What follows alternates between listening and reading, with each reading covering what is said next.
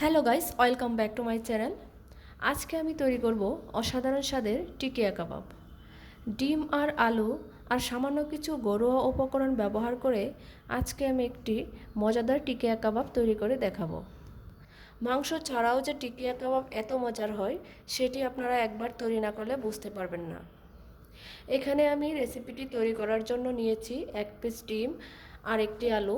এই দুটিকে আমি আগে থেকেই সিদ্ধ করে নিয়েছি।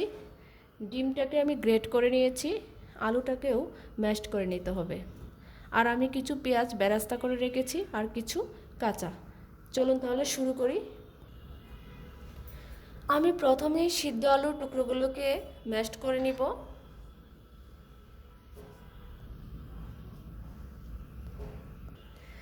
আলুটা ম্যাশড করা হয়ে গেছে। এখন আমি এখানে দিয়ে দিব মরিচের গুঁড়া,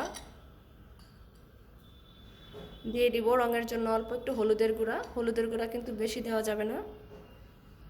দিয়ে দিব ভাজা জিরা আর গরম মশলা বাটা, আমি একসাথে বেটে রেখেছিলাম। দিয়ে দিব স্বাদ মতো লবণ, কালো গোলমরিচের গুঁড়া। আমি পরিমাণগুলো ডেসক্রিপশন বক্সে দিয়ে দিব। এখন সবগুলো উপকরণ আমি একটু চামচের সাহায্যে মিশিয়ে নিব। সবগুলো উপকরণ মেশানো হয়ে গেছে। এখন আমি দিয়ে দিব 1 চা চামচ ঘি। ঘিয়ের পরিমাণটা আরও বেশি দিলে ভালো হয়, 2 চা চামচ বা 3 চা চামচ। দিয়ে দিব টমেটো সস, সয়া সস। এবার দিয়ে দেব পেঁয়াজ বেরেস্তা, কাঁচা পেঁয়াজ কুচি, আর দিয়ে দেব কাঁচামরিচ কুচি।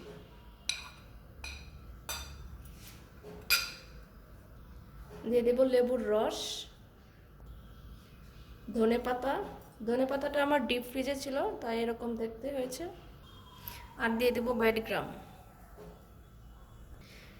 এবার সব কিছু একসাথে মিশিয়ে নিব। আর এখানে দিয়ে দেব একটু আদা রসুন বাটা। এটা চাইলে আপনারা স্কিপ করতে পারেন, অপশনাল। এবার সবগুলোকে একসাথে মিশিয়ে নিব। আমি হাত দিয়ে সব কিছু একসাথে মিশিয়ে নিয়েছি। এবার আমি দিয়ে দিব গ্রেট করে রাখা ডিম। এবার আমি ডিমটাকে মিশিয়ে কাবাবগুলো তৈরি করে নিব। অন্য একটি বাটিতে আমি একটা ডিম নিয়েছি, ডিমে লবণ দিয়ে দিয়েছি। এখন আমি ডিমটাকে একটু ফেটিয়ে নিব। কাবাবগুলো তৈরি করার পর আমি এই ডিমের মিশ্রণের মধ্যে চুবিয়ে তারপর ভাজতে চলে যাব। এবার আমি কাবাব তৈরি করে দেখাবো।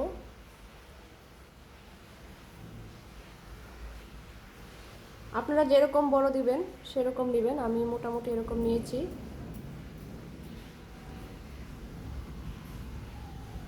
বড় সাইজ ছোট সাইজ সব সাইজই করা যায়। এই যে আমি আমার সুবিধা মতো এরকম সাইজ নিয়েছি।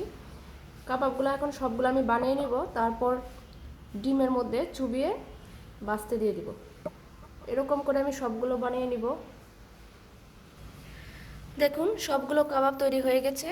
এখানে 1 পিস ডিম আর 1 পিস আলু দিয়ে দেখুন মোট 8টি কাবাব তৈরি হয়ে গেছে। এখন আমি ডিমের মিশ্রণের মধ্যে চুবিয়ে কাবাবগুলো ভেজে নেব। ফ্যানে তেল দিয়েছি, এটা আমার পেঁয়াজ বেরেস্তার কড়াই। এখানেই আমি কাবাবগুলো ভেজে নিব। প্রত্যেকটা কাবাবকে আমি ডিমের মধ্যে চুবিয়ে তারপর ভাজতে দিয়ে দিব।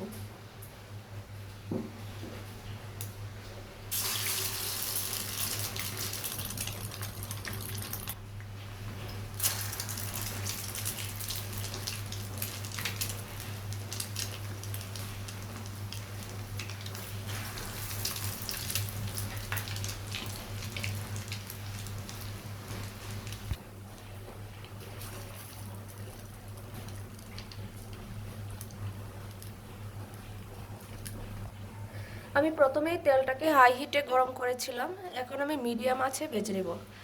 দেখুন তেলের উপর কতটা ফেনা হয়েছে, এখানে ডিম দিয়ে কোট করার জন্য এটা হয়েছে। এখন আস্তে আস্তে আমি এগুলোকে ভেজে নেব। দেখুন কাবাবগুলো ভাজা হয়ে গেছে। এখন আমি একটা একটা করে তুলে নেব।